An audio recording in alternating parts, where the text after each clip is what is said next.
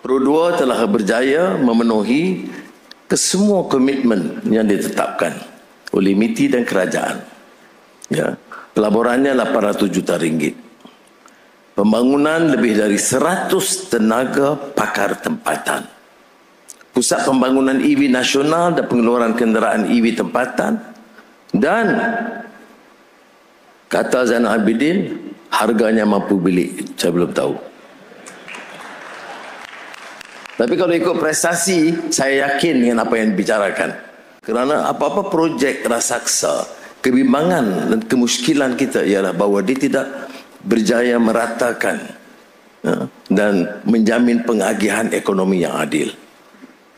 Jadi, apa yang disebut kadar lokalisasi dan vendor, itu juga menjadi satu tumpuan dalam pengurusan Pro 2 supaya kita menjamin penghasilan produk tempatan ini dengan rantaian bekalan domestik tempatan.